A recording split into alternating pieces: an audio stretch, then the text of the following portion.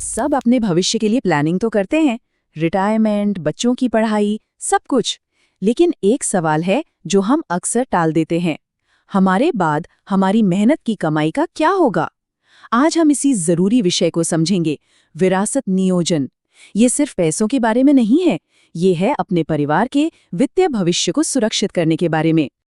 जरा 1 मिनट रुककर इस सवाल के बारे में सोचिए। किसी के जाने के बाद उनकी जिंदगी भर की मेहनत, उनकी संपत्ति, उसका क्या होता है? हाँ, ये सोचना थोड़ा मुश्किल लगता है, मैं समझ सकता हूँ।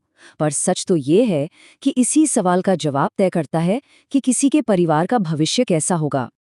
तो देखिए, यहाँ पे ना दो रास्ते हैं, बिल्कुल साफ। एक तरफ है बिना किसी प्लान के, जहाँ क्या होता है, परिवारों में झगड़े, सालों साल चलने वाले लीगल केस और एक अजीब सी अनिश्चितता। और दूसरी तरफ एक अच्छी तरह से सोचा समझा प्लान, जिसका मतलब है मन की शांति, संपत्ति की सुरक्षा और सब कुछ क्रिस्टल क्लियर। फर्क दिनों रात जैसा है ना? तो चलिए पहले रास्ते की बात करते हैं। अगर कोई प्लान नहीं है तो क्या होता है? ये समझना बहुत जरूरी है कि इस अनिश्चितता से, इस अनसर्टेनिटी से असल में क्या क्या मुश्किलें पैदा हो सकती हैं। और ये मुश्किलें कुछ ऐसी दिखती हैं। संपत्ति के बंटवारे पर झगड़े, भाई भाई में, बहन भाई में, फिर लंबी और खर्चीली कानूनी लड़ाइयां जो सालों तक खिंच जाती हैं। और इन सबका नतीजा अपनों के लिए जबरदस्त फाइनेंशियल स्ट्रेस। और शायद सबसे दुखी बात कि किसी की आखिरी इच्छाएं, उनकी विशेज़ पूरी ही नहीं हो पाती। लेकिन शुक्र है, एक बेहतर तरीका है, और वो है विरासत नियोजन। इसे किसी लीगल बर्डन की तरह मत देखिए। ये असल में अपने परिवार की देखभाल करने का, उनकी फिक्र करने का एक तरीका है। कह सकते हैं कि ये भविष्य के लिए एक तोहफा है। तो ये इनहेरिटेंस प्लानिंग है क्या चीज़?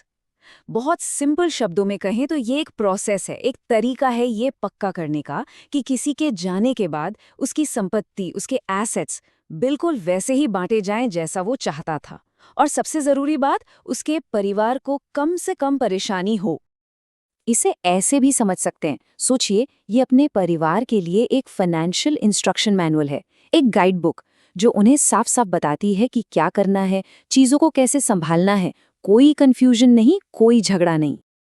अच्छा, तो अब ये तो समझ आ गया कि ये क्या है और क्यों ज़रूरी है। पर सवाल ये है कि इसे करें कैसे? तो इसके लिए दो मेन टूल्स हैं, दो मुख्य साधन हैं। एक है वसीयत यानी विल, और दूसरा है नामांकन यानी नॉमिनेशन। यही वो इंस्ट्रूमेंट्स हैं जो इस प्लान को असलियत में बदलते हैं। यहाँ पर एक बहुत कॉमन कंफ्यूजन होता है। कई लोग सोचते हैं कि वसीयत और नॉमिनेशन एक ही बात है, पर ऐसा बिल्कुल नहीं है। इनमें जमीन आसमान का फर्क है। देखिए, कानूनी तौर पर वसीयत ही तय करती है कि संपत्ति का असली और आखिरी मालिक कौन होगा, जबकि नॉमिनेशन वो सिर्फ एक केयरटेकर या कस्टोडियन बनाता है। मतलब वो सिर्फ संपत्ति को संभालने वाला है, मालिक नहीं।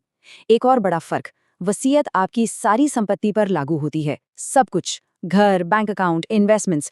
लेकिन नॉमिनेशन सिर्फ एक स्पेसिफिक चीज के लिए होता है, जैसे एक बैंक अकाउंट या एक एफडी। तो एक का काम है पूरी विरासत को बांटना और दूसरे का बस किसी एक एसेट को जल्दी से ट्रांसफर करना। ओके, तो ये सब जानकर हो सकता है लगे कि अरे ये तो बड़ा कॉम्प्लिकेटेड है, पर यकीन मानिए, शुरुआत करना उतना मुश्किल नहीं है। चलिए एक सिंपल सी प्रैक्टिकल सी गाइड देखते हैं। तो पहला कदम क्या होना चाहिए? स्टेप 1, अपनी सारी संपत्तियों की एक लिस्ट बनाइए, जो भी है, छोटा बड़ा सब कुछ। स्टेप 2, ये तय कीजिए कि आप ये सब किससे देना चाहते हैं, मतलब अपने बेनिफिशियरीज चुनिए। स्टेप 3, अब अपनी ज़रूरत के हिसाब से सही टूल चुनिए। वसीयत बनानी है या नॉमिनेशन से काम चलेगा, या दोनों ही चाहिए? और हाँ, स्टेप 4, जो शायद सबसे इम्पॉर्टेंट है, किसी प्रोफेशनल से सलाह ज़रूर लीजिए, किसी फाइनेंशियल एडवाइज़र से या वकील से, ताकि सब कुछ सही तरीके से हो। तो अब हम इस चर्चा के आखिर में आ गए हैं, और एक बात समझना बहुत ज़रूरी है कि ये पूरी प्लानिंग सिर्फ पैसों या प्रॉपर्टी के बारे में नहीं है, बिल्कुल नहीं। ये उससे कहीं ज़्यादा बड़ी बात है।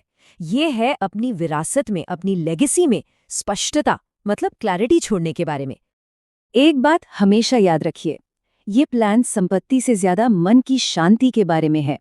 ये अपने पीछे रह जाने वालों को, अपने प्रियजनों को पीस ऑफ माइंड देने के बारे में है, उन्हें कंफ्यूजन और झगड़ों से बचाने का एक तरीका। और सच कहूं तो ये तोहफा किसी भी प्रॉपर्टी से कई ज्यादा कीमती है। तो आखिर में सवाल बस इतना सा है, कोई अपनी लेगेसी को, अपनी विरासत को कैसे याद करवाना चाहता है? उलझन और झगड़ों के साथ, या फिर स्पष्टता और शांति के साथ? चॉइस हमेशा हमारे ही हाथ में होती है।